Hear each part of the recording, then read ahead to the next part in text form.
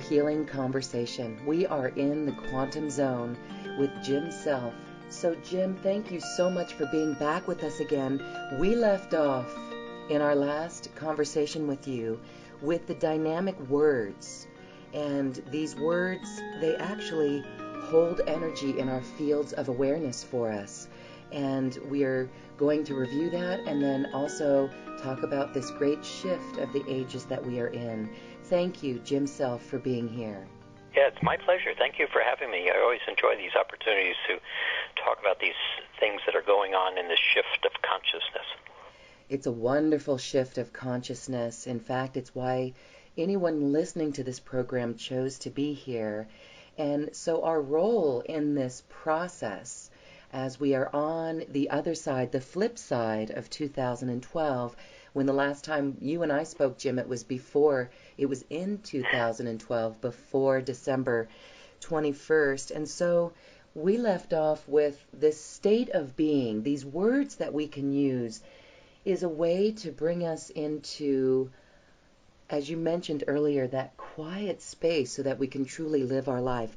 Let's talk then about the fifth dimension. This shift then really comes from within us. Well, this shift is a major transitional experience that is affecting everything. And it's something that is unfolding both quickly and slowly. And it is going to take you into a series of awarenesses that are very much different than anything you know. And so as you begin to transition this space, it's useful to kind of somewhat step back and look at, well, what is happening, what has happened over the last couple of years. And the challenge is that you only know what you know, and you don't know what you don't know. And in that context, we have a tendency to believe that what is coming is based on what we know. And that is a misnomer. And so the key to this is to somewhat recognize that the world around you is not going to continue as you know it, and it's changing very rapidly, both internally and externally. And so this shift that kind of came into a conscious state of being for each of us, it happened in 2012. Actually, you've got to go back to 2011 because, and this will sound funny from that context of I only know what I know, but in 2011, one of the things that happened is a level of awareness that was referred to in biblical terms as the return of the Christ. That occurred in 11:11. Not in religious terms. It basically is that Christed light is an aspect of Creator. And it's a consciousness all woven into higher consciousness, but it functions in simple terms as do unto others as you would have them do unto you. And it operates in a state of love that is not that small state of love that is, I love you and you love me and, oh, I love my kids and I love my best friend. That's a very tiny piece of what is identified as love. Love is a very powerful movement. It's what moves the waves of the oceans and the winds. It's a very potent energy. But it mostly falls in that state of what we don't know.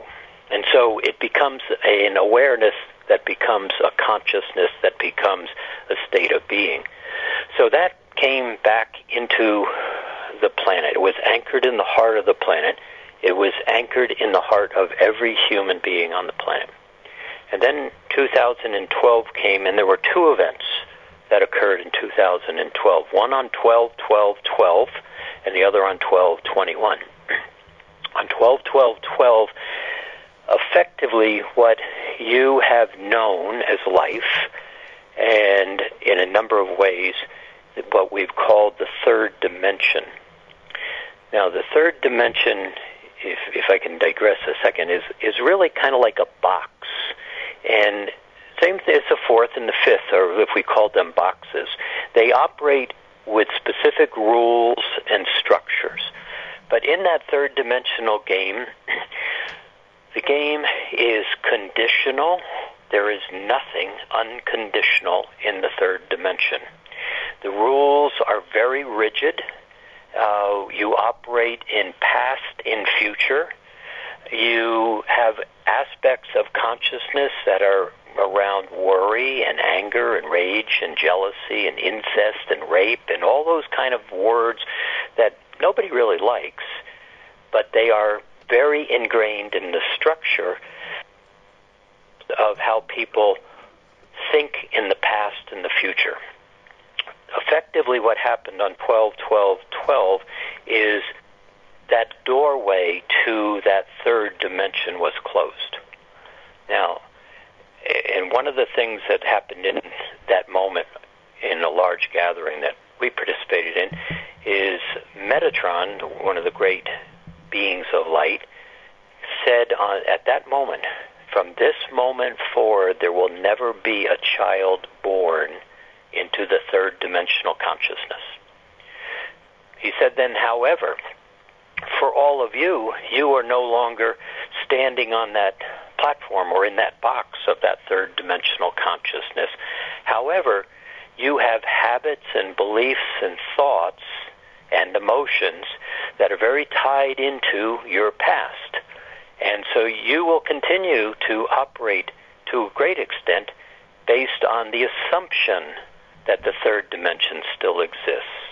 And that assumption will eventually fade away, and you'll begin to see and experience this higher set of dimensional realities that are all about words like well-being and balance and graciousness and co-creation and cooperation. But there's a transition between where you are and where you will be. So that door closed on 12-12-12. But on 12-21, it's as if, have you ever upgraded your operating system in your computer from something like Windows 7 to Windows 8? Heaven forbid if you had to do that. If you have, you put the disk in, and the computer says, hold on a minute, because I have to do some adjustments. And so then it comes back up and it says, okay, we're going to restart the computer. And when the computer restarts, you get a whole different screen. Your things you are comfortable with and your habits of how to move around in the previous operating system doesn't really work as smoothly in the new operating system. Although once you figure it out, it moves rather quickly. And that's really the state of being that we're in right now. So a new operating system at 12-12-12 was put into place. The year 2013 was very much the restructuring of the hold on a second, let me get it all together part of the computers talking to you. But 2014, the screen came up very different than what it was in the past. And where we are is we're now beginning to fumble through the process, in many cases enjoy the process, and in many cases we are not going to like this process, because where you had the very familiar habit of touching a certain key on the computer and having everything come to you, habit, that key is no longer the same key you push. And so there's a place where the external world around you is in the process of transitioning.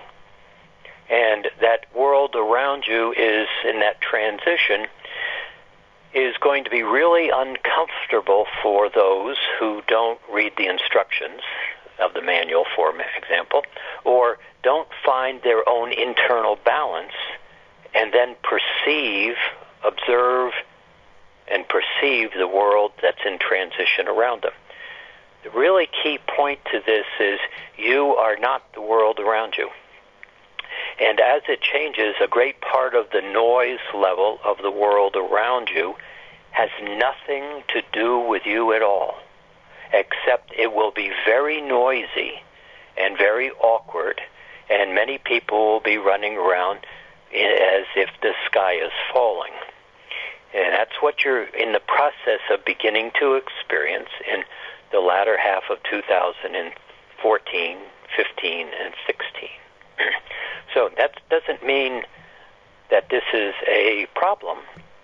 It basically means that if you can begin to, from an internal perspective, create a different reference point than your old habits, beliefs, thoughts, and emotions, you actually will begin to perceive that so much of what is external has nothing to do with you, and in fact, the internal ease of finding the different keystroke on the computer is very much available to you if you will just find yourself in present time, in the moment, and be able to observe and choose. So that's where we are at this particular moment. Does that make any sense to you? Absolutely. You've said a lot of great things there. What I liked about it is that it's unfolding quickly and slowly, and that if we're not going to recognize the world around us, this does open up a much more deeper conversation. And you say that it is important to go inside because this internal perspective, this different point of view, is what we're looking at when there are issues in the external world. So let's take a big problem like fracking, for instance. I know there's so many listening that this just is something that's, well, what can we do?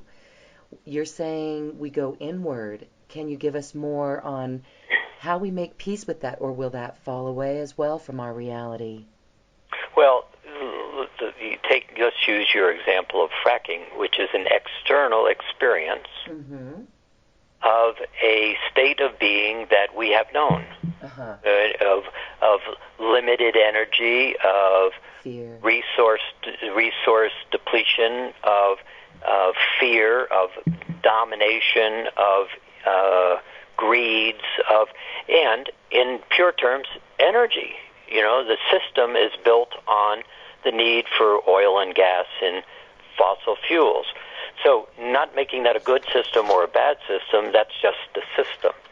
So then you have economic independence, and so you found this huge numbers of gas pockets which would basically support the world's energy needs for the coming 30, 40, 50 years. So the old system says, let's make money, let's take advantage of it.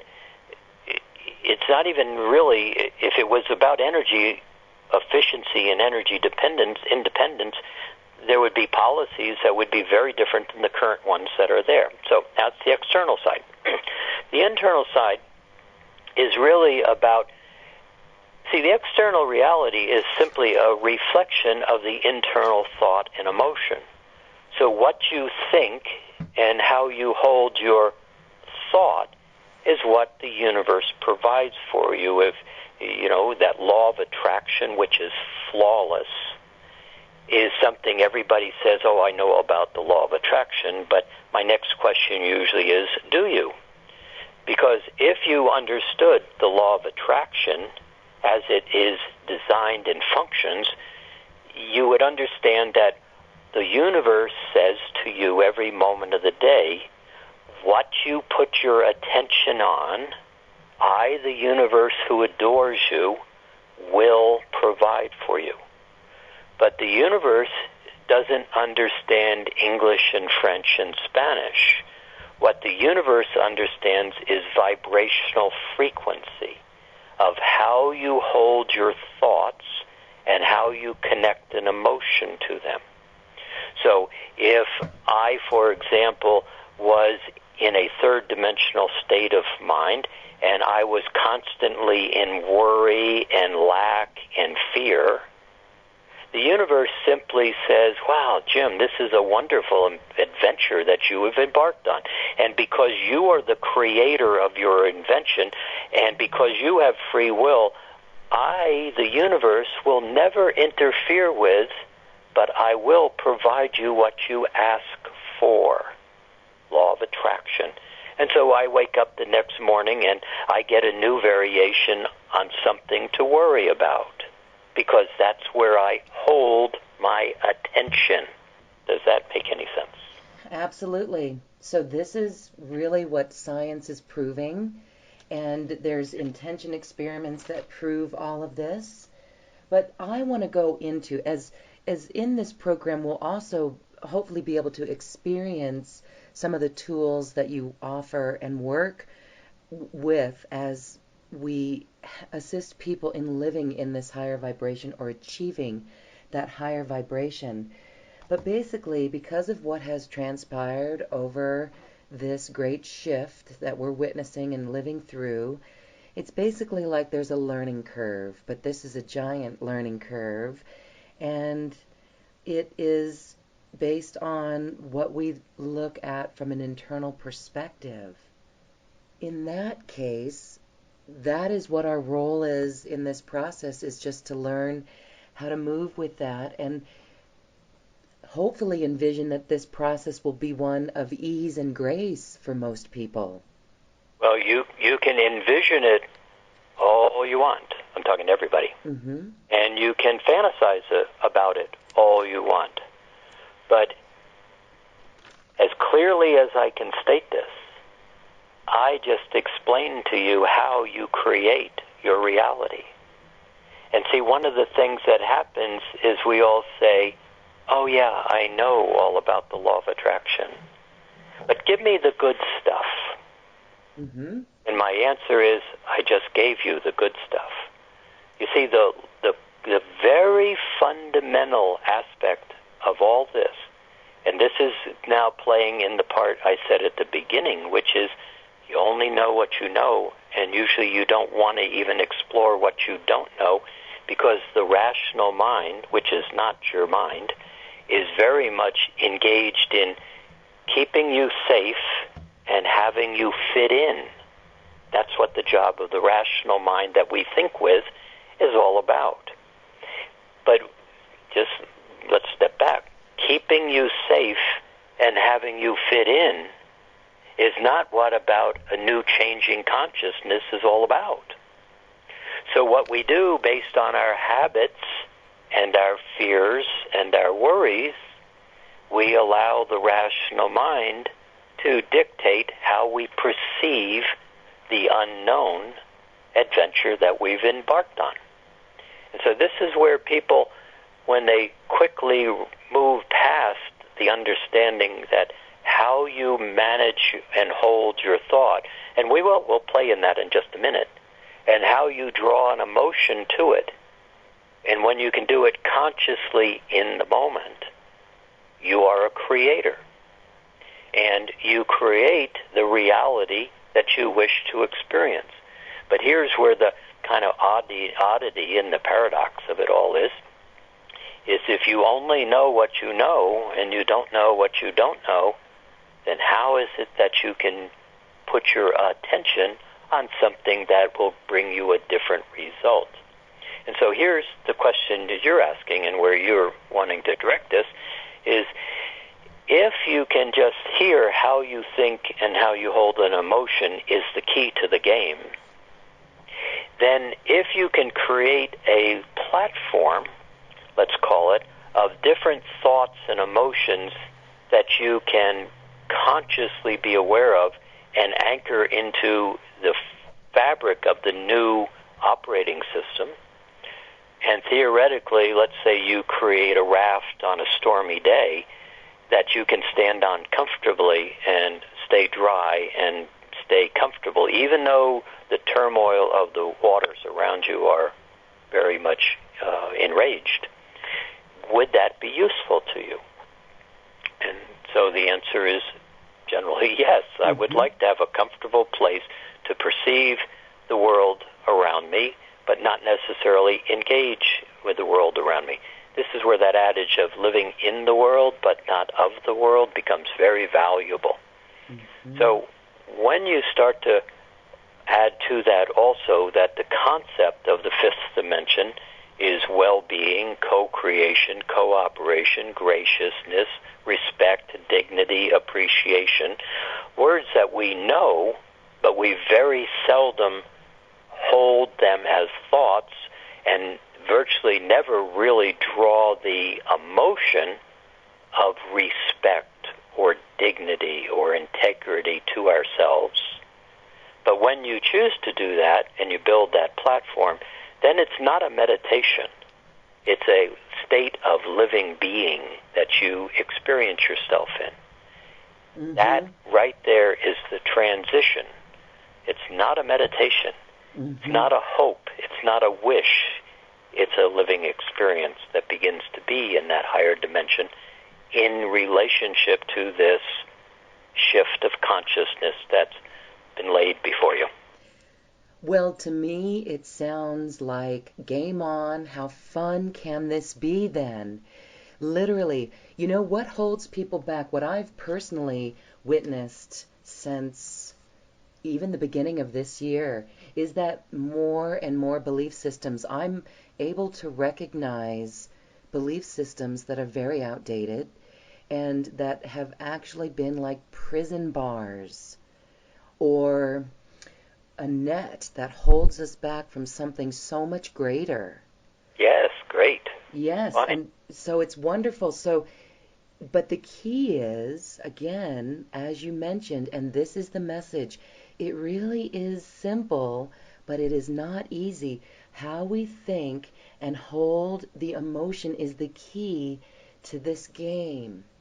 So we've heard it even being mentioned, lose this 3D habit of thought or the habit of 3D thought, where that is the lack. And so the lack, the struggle, the challenge, the anger, the frustration, those lower vibrations. To bring this back to fracking issue that touches the hearts deep down, it may seem like a cop-out, but perhaps in this process that we're going to do with you, as we hold that emotion and draw in that emotion and we focus on the change in thought to be clear on the intention for our personal goal or intention, we'll also hold this for that fracking issue, because that would be a great way to experience it.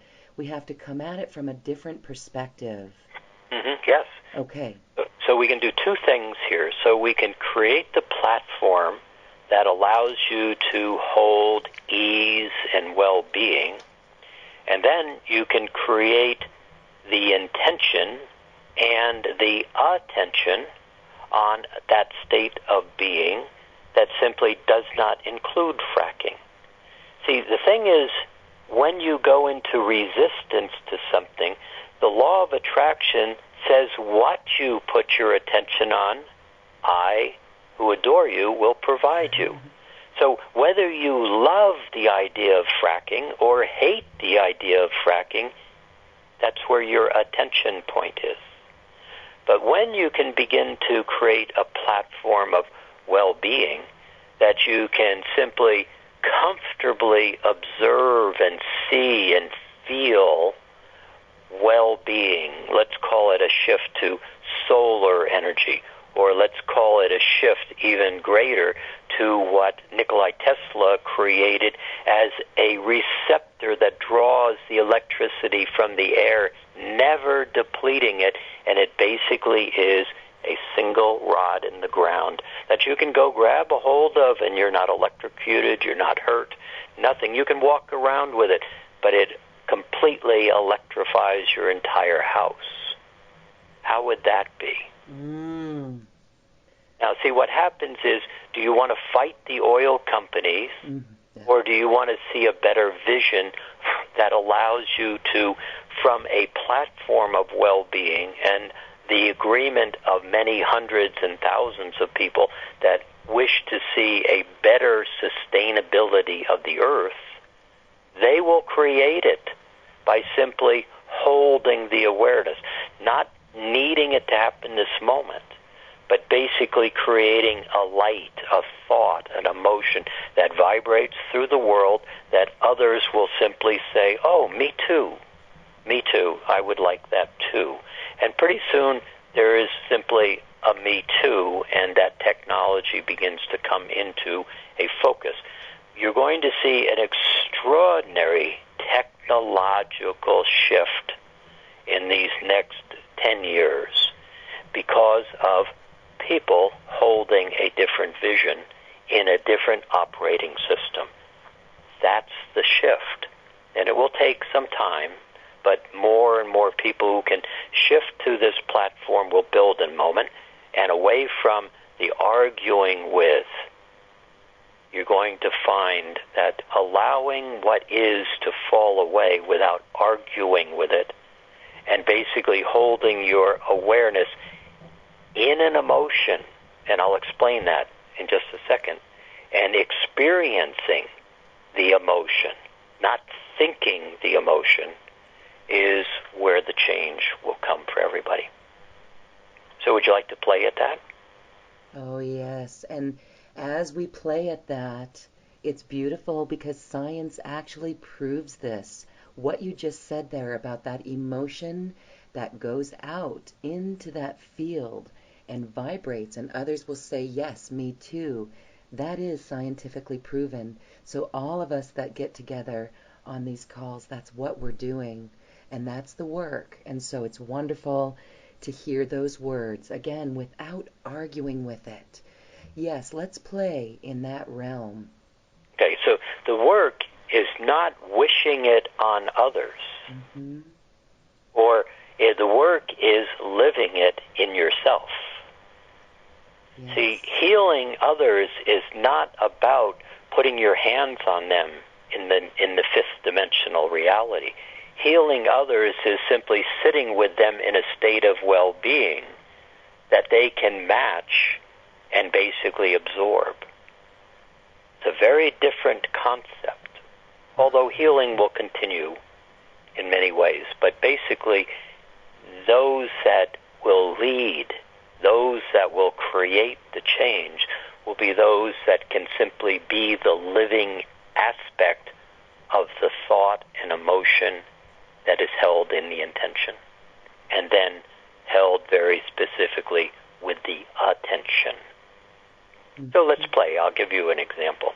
Now, it'll be very simple with my example.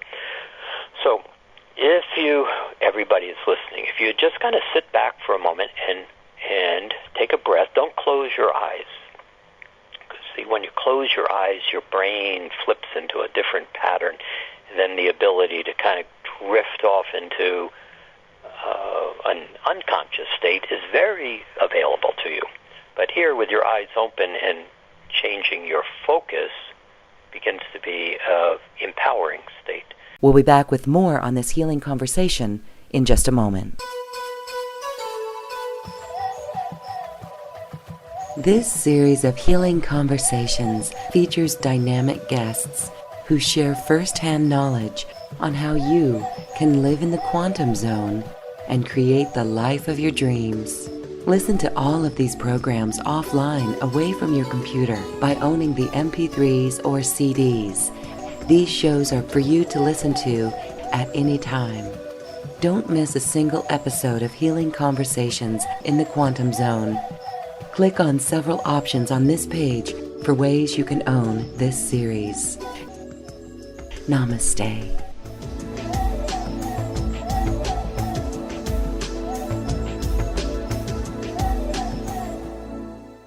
And we're back with Healing Conversations in the Quantum Zone.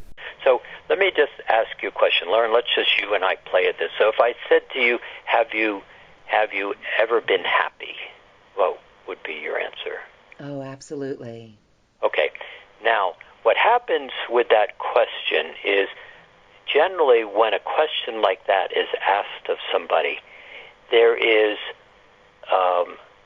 when it's happy, there's a piece to this. But if I said to you, do you know what respect, have you ever held, do you know what respect is? Yes. Okay. Now, respect is a little different because when I say, have you ever been happy, there is a tendency to look to the memory. like, oh yeah, once upon a time I did. And as you're saying the words, you are feeling the experience. But when I use a word like respect, the mind says, yes, I know what respect is. And many times it will stop right there. There's no emotion. It's a mental answer. But where you just paused, you simply, the answer was, yes, I know what respect is, but the memory took a little bit longer to find the feeling. Mm-hmm. Okay? Now, a piece of information that's extremely valuable is emotion only occurs in the present moment. Emotions do not occur in the past. Thoughts occur in the past. But emotions only happen now. So if somebody says to a person, how are you doing? And the person says, oh, I'm doing really great. Well, somehow that doesn't translate into, I'm doing really great. And so you say, oh, really? Well, what's going on? And the person says, well, my husband-wife died 20 years ago.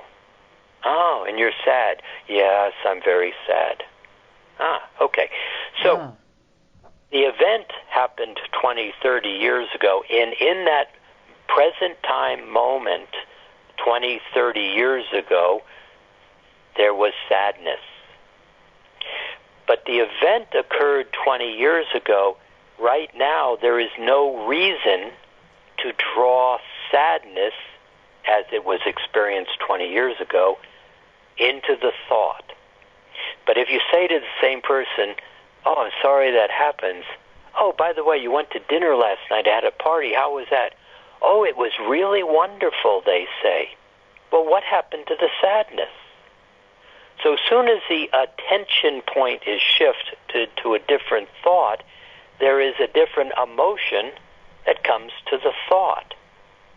So, but when the person walks around internally with their attention point on my husband-wife died 20 years ago, and they hold their attention on sadness, their whole last 20, 30 years has been experiencing sadness every moment. Does that make sense? Yes. All right, so let's play this game here. So I'm going to take you through a number of things.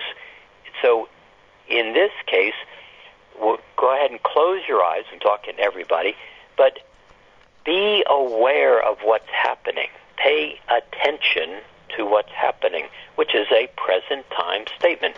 Pay attention. So it's not your father saying pay attention. It's just simply, okay, be curious, pay attention. So if I said to you, now let's play this out, have you ever been happy? Your answer is yes. And so what I want you to do is simply, would you remember a time that you were happy? And would you notice the feeling that comes to you as you put your attention on a past experience that was happy? And so now just take a breath and notice the feeling of the past moment, the past event, and kind of really look at that past event. Feel the past event. Kind of be in the memory. Feel the feeling of the memory. Be in the memory. See people laughing, see the event, whatever it is that generates that feeling that you are feeling. Okay, so feel the feeling, see the memory. Now, take a breath, feel the feeling, and let the memory be a memory. Just let it go, but would you feel the feeling? Now, the feeling is in present time. It does not need a past memory trigger. It's simply right here you are choosing a feeling. And now let's reverse the process. Feel the feeling, and then what is the word, the thought that attaches to this feeling? Now, it may be happy, but it may be something else additionally. Expand the possibility. Feel the feeling, have the thought. Have the thought, feel the feeling. Now just take a breath and enjoy the feeling. Make a little mental note of this, as in pay attention right here. We're going to come back to it. So let me just shift your awareness slightly. Would you find, have you ever been certain? And just find the word certain or certainty. And then would you feel certain? And notice what happens in the body. Take a little deeper breath. Maybe your shoulders go back. You maybe sit up a little taller. You feel more present in the body. And there is this sensation, this emotion of certainty. Would you just feel the feeling? Certain. Would you be certain as a feeling? And then just kind of make a note of that also. And then would you shift your attention to the word capable? And would you be capable? Now, there is a similarity, but capable is not certain. Certain is not capable. But would you just be capable? Now, let me ask a question differently. Are you capable of tying your shoes? Yes, I am. Would you just feel the yes, I am? I am capable. And would you notice the feeling? And take a breath. Then would you just shift your thought back to certain, and would you be certain? Let capable fall away and simply be certain. Notice the feeling. And then would you be capable? And notice the shift and notice the feeling.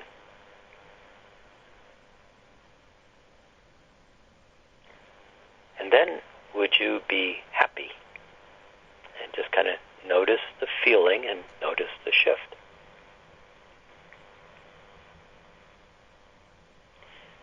Now, when you create in present time, when you create in physicalness versus non-physicalness, you need a geometry. So here, very simple. We're going to create a triangle, and one leg is going to be right where you are. Happy. Would you be happy? And then would you be happy and certain? Just kind of notice what happens when you combine two thoughts, two emotions. Happy, certain. New vibration is created.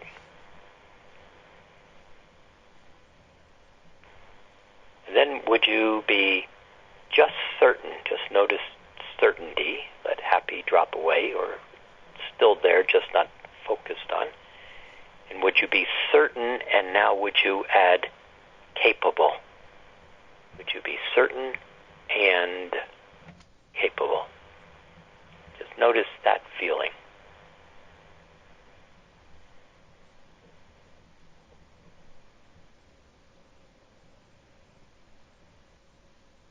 Then would you shift again? Would you be capable and happy?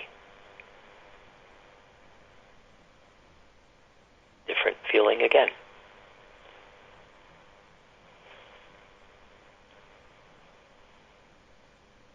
Now, would you be capable and happy and certain? Creating the triangle. I don't think in triangles, just kind of notice the feeling of certain, capable, happy. And take a breath. And then hold your awareness on certain, capable, happy. Notice that you are present. You're very much in the present moment. There's nothing else going on in front of you or behind you. Certain, capable, happy. And would you just have the body relax with a breath?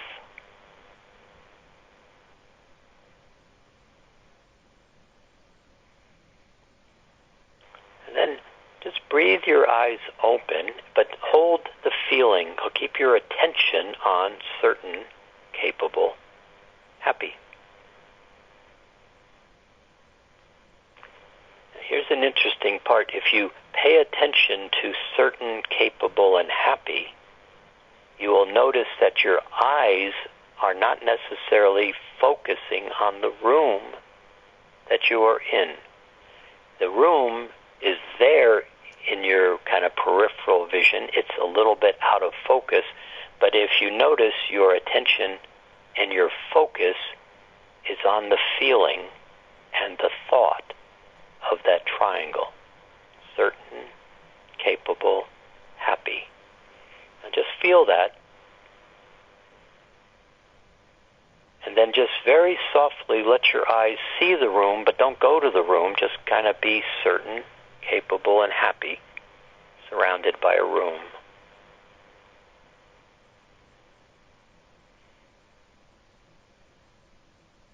Now, I'm going to ask you in a second how this feels, but I'm asking everybody kind of how does it feel? Just notice.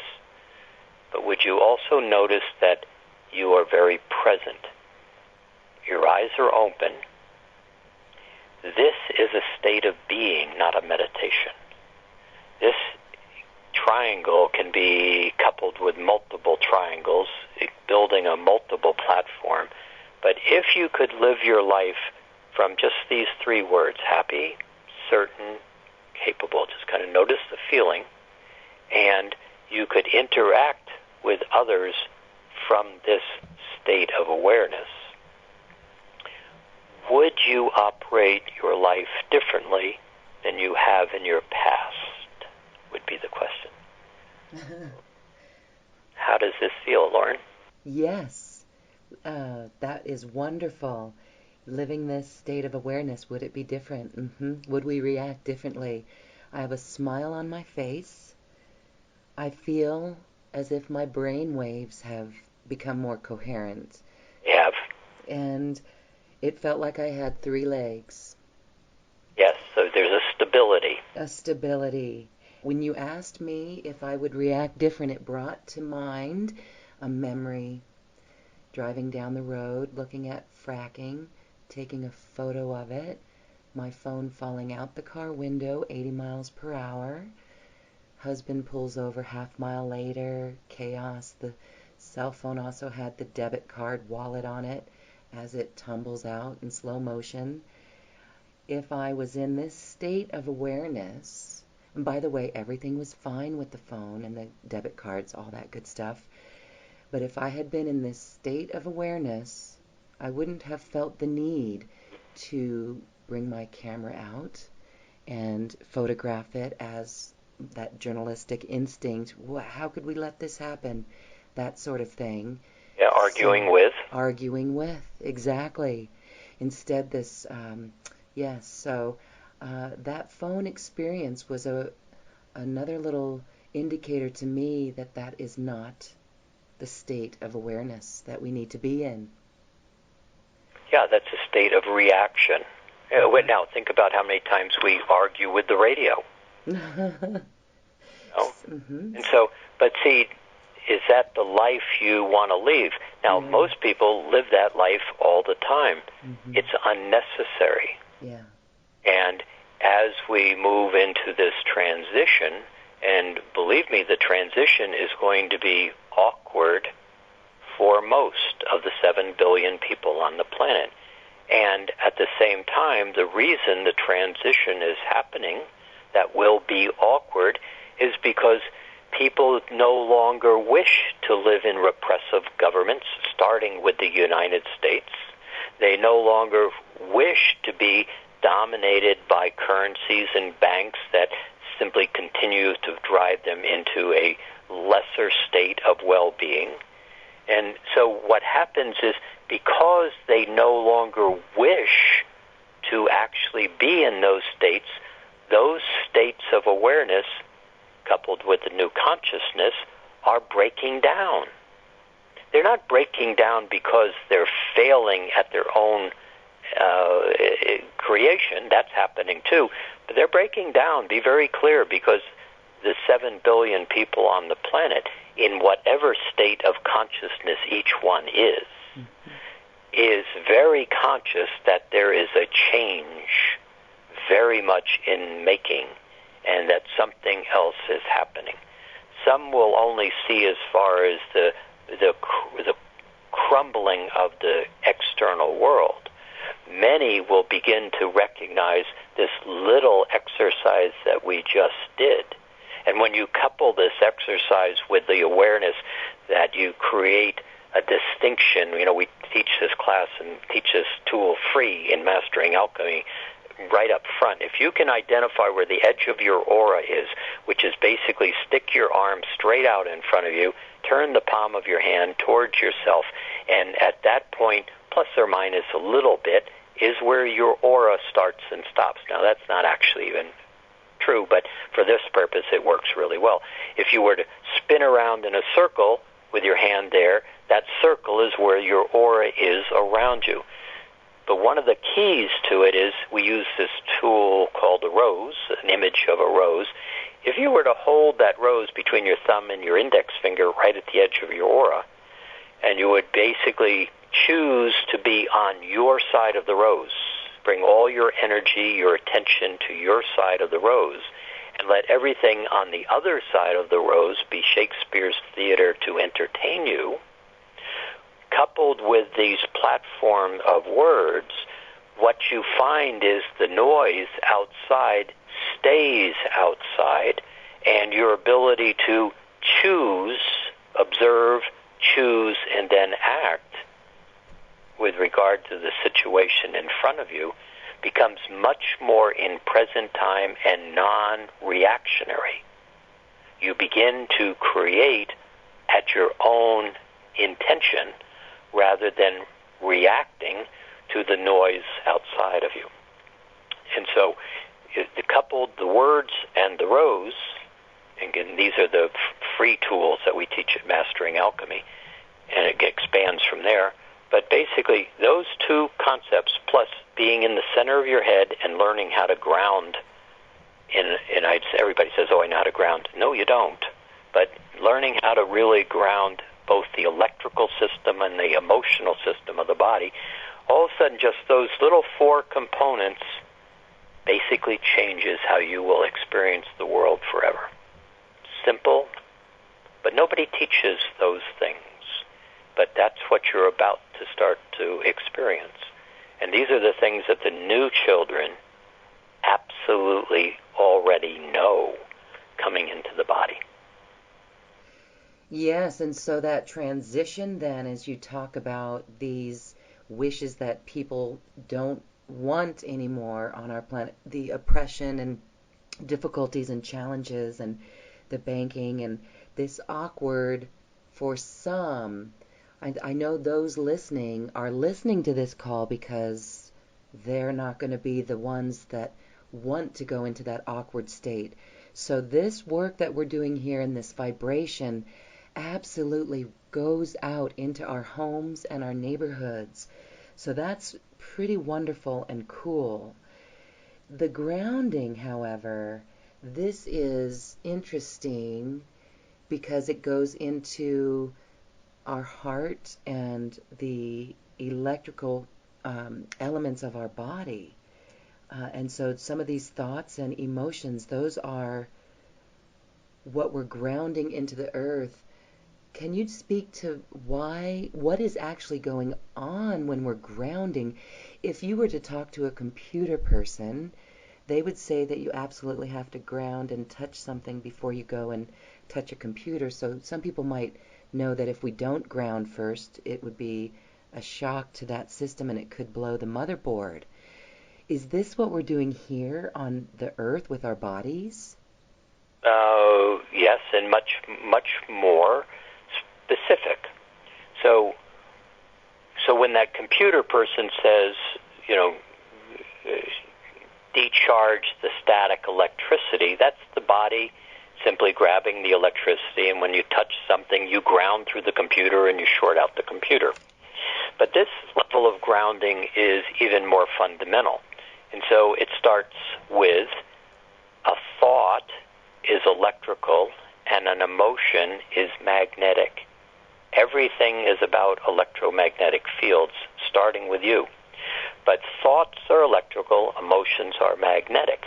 So what happens is that grounding cord, which extends from the tip of your first chakra to the center of the earth, is a line. And that's the electrical line. And that's what most people just understand as a grounding cord. But there are two parts to this. And so that grounding cord, the electrical component, operates just like, when you have, you put your hands under water and the body relaxes. It decharges the electrical component in the body. But how many times have you ever had a thought or a song that just had a particular phrase and you couldn't get it out of your head? Or more specifically, how many times have you been embarrassed or laughed at or offended, or somebody said something and your response is, why did they say that? Mm-hmm. And then you sit there running this thought all day long, and actually all lifetime long in your head. Why did they say that? You're not attractive, you don't fit, you're never going to succeed, you're not worth anything, you're stupid, you're never going to get ahead in this life, you're not going to amount to anything. Fill in your own blank. How many times have you run that thought through your head? More importantly, how many times have you had thoughts like that you basically said, I can't handle this anymore, I'm not even going to think about this, called denial. You didn't clear the thought or the emotion that went along with the thought. You just put it over here in this little box called denial. But then it still caught your attention, so you made a deal with it.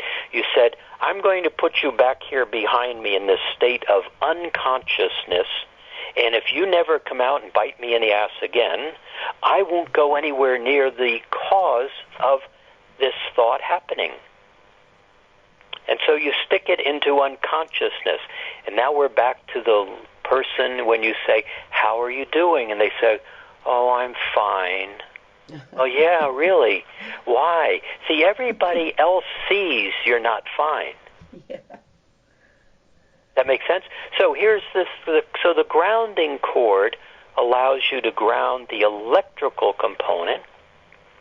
And there's another part, which is a coil that wraps around the electrical component, and it's the magnetics. And so when you begin to be insulted, or somebody says something and it knocks you off balance, first you've got your rose up, then you're operating from a different platform of words, and then as you basically get a little bit more aware of the additional pieces of this, you recognize that that person's having a bad day over there when they're calling me stupid. They're really upset because I'm having an experience that doesn't match what they think I should be having. But what you think of me is really none of my business. My business is about my business. But as you start to elevate on these platforms and start to function in this fifth dimensional state of well-being and co-creation, you really see that they're having a bad day, and your job is to be able to discern, to choose. Sometimes you just allow them to have their thoughts, and because you've ground that initial spike out immediately, it's like, oh, well, thank you, that's kind of rude, but I'm not going to buy into that.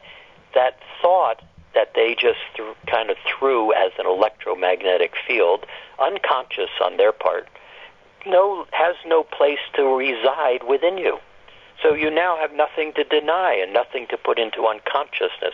But more importantly, as you begin to raise your state of awareness of the rose, of the platform, of the grounding cord, of being able to perceive from the center of your head on your side of the rose, you realize that most of those thoughts no longer arrive in your field of energy. But because you're now this conscious, you also begin to learn how to dismantle all of those thoughts that somebody said in freshman year in high school, you weren't okay. See, all that happens is somebody has a gift for you that says, you're not okay. And then you grab a hold of it and you drop out of your state of well-being when they say you're stupid, ugly, you don't fit, and you go, oh my God, what's wrong with me?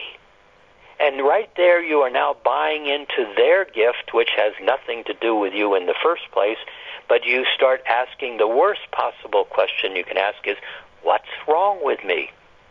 In absolute truth, there is nothing wrong with you. You cannot be not okay. It's impossible to be not okay. But what you can do is you can simply hang on to other people's opinions of you don't fit my reality, so therefore you must be not okay. They're having a bad lifetime one moment. Consequently, you walk around with the rest of your life going, why did they say that? Why did they say that? And you never get a good answer because you can't be not okay. But you can certainly wear it as if it was a shirt that was 2 sizes too small or a pair of shoes that just didn't fit. How do they feel walking around all your life? Very much like you're not okay. And so as you begin to put these pieces together and you begin to recognize what the third dimension was all about, how it worked, why it didn't work, and how you have really nothing any longer to do with that because you are ascending being, you are an elevating, evolving being, and a new operating system was just made very much aware, very much installed in your computer, and now you're just simply beginning to learn how to hit a different keystroke in your own evolution.